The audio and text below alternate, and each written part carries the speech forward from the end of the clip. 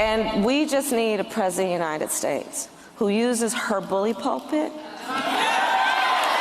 in a way that understands that if we are going to be strong as a country, we must be committed to our stated values. That's part of what has given us strength on this globe. And right now we are ceding that power when we have a president of the United States that is using that bully pulpit to divide and to sow hate. We've got to end that.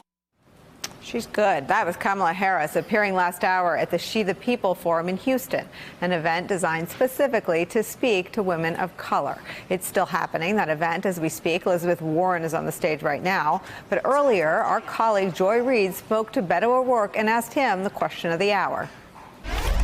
And with so much diversity among those who are running, women, people of color, why should women of color choose you?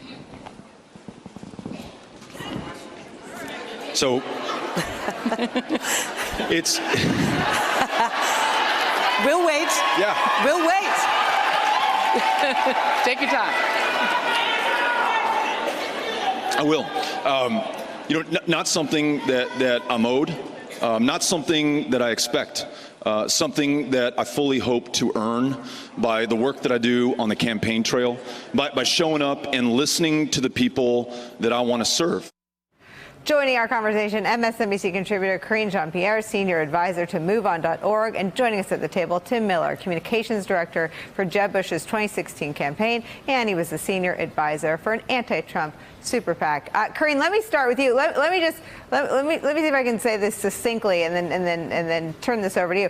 Kamala Harris is getting better by the day, by the appearance. She's looser, she's sharper, she's more natural. That was, I think, the best I've ever seen her. And Beto, for all the time he took, actually came up with a very compelling response. Your thoughts on both of them?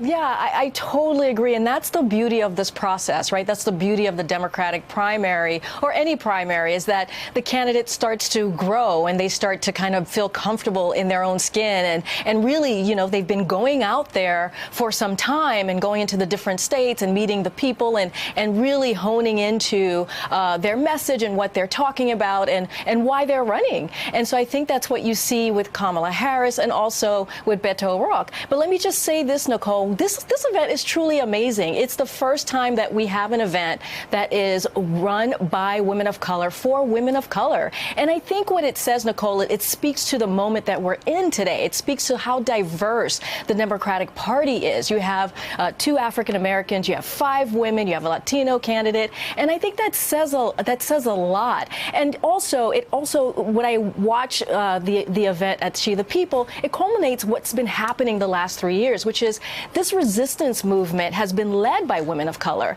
The electoral politics, the electoral kind of elections that we've seen these past 3 years have been led by women of color. And these 8 candidates coming today in front of this body of women of color in particular, is key and it's important. And we have to understand as well, like, any Democratic candidate right now cannot win the nomination or the general election without a strong, overwhelming outcome of black voters. And that's just, and in particular, black women. And that's just a fact. And we've seen that over and over and over again. Eddie.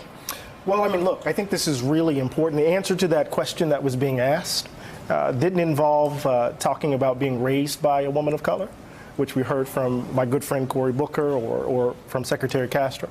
It involved kind of laying out policy. It involved, what is your position around child care? What's your position around education? How are you talking about health care? Policies that directly impact women of color.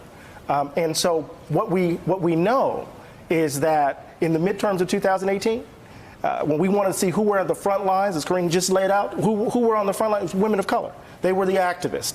And so what we need is not a kind of pandering to easy identity politics.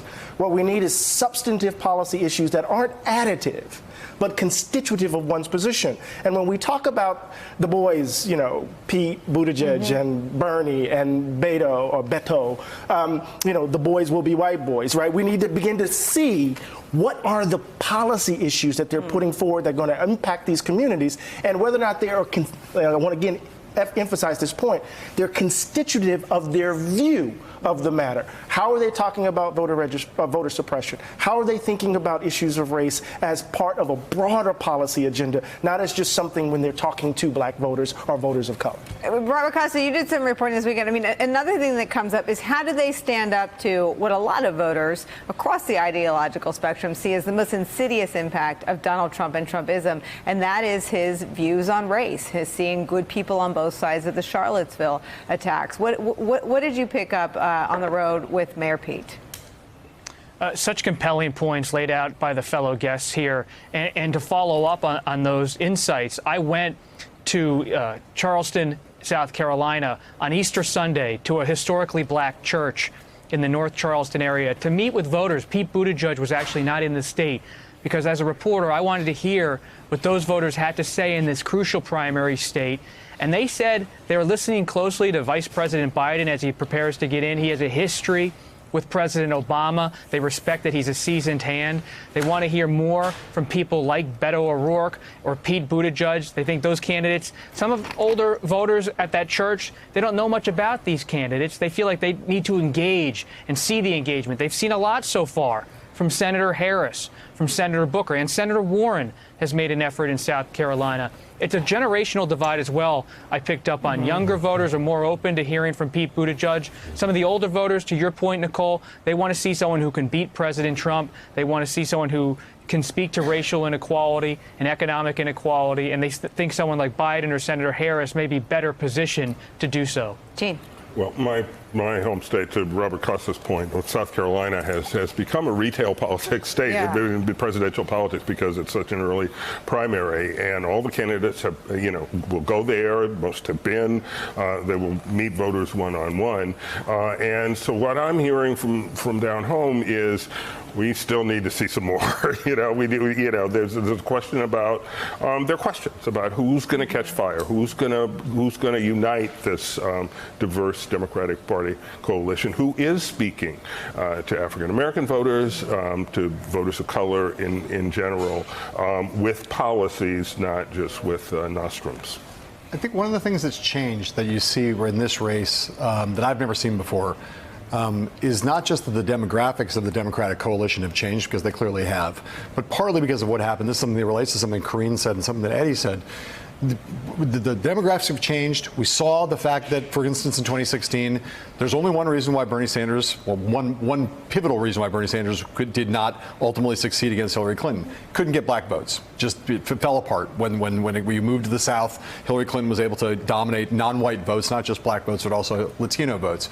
The difference now is not just that the demographics have changed and that the composition of the constituency has changed, but there's an awareness now that among African American voters and among Hispanic voters that they know that they are the key, along with female voters. They know how important they are. They know the role they played in the midterms, and they are demanding in a way that constituencies that previously have been taken for granted by a lot of campaigns and a lot of candidacies in Democratic nomination fights, those candidates, those constituencies are now saying, nobody's taking us for granted right now. We are going to demand answers on policy. We are going to demand that you speak to our communities, to our interests, to our concerns in a very direct way, and if you don't do that, we are not going to be there for you. And that understanding is going to change the dynamic in this race in a way that I think we've never seen before in a Democratic race. Yeah, look, I do think, though, as much as things change, there is sometimes the conventional wisdom moves a little bit faster than the horse. And if you look at the polling in the Democratic Party, Harvard-Harris did a poll, and they asked Democrats, how do you align yourself within the Democratic Party? The number one answer was Obama Democrat. The number two answer was moderate Democrat. Above Democratic Socialist and Socialist was conservative Democrat. And I think this is true among black voters and white voters. It is true among people, Romney voters who have left now and voted for Hillary Clinton. And so I do think that there is a lane there that that has to be filled as well. But just to be clear, though, I'm not saying that there's a uniform move to the left here. No. There are a lot of Hispanic voters who identify themselves particularly as moderate and conservative Democrats. Right. It's not about a clear ideological thing. It's just that those constituencies are aware and they have issues they want to have addressed in a way with the directness that they haven't always asked for in the past. And I think those labels are going to be less important than the actual candidates, the actual policies. All right, so much more to say. No one's going anywhere except Robert Costa. He might have another call to take from the president. Robert Costa, thanks for your reporting. Thanks for being such a good sport and spending so much of the hour with us. We're grateful. More on 2020 politics after the break.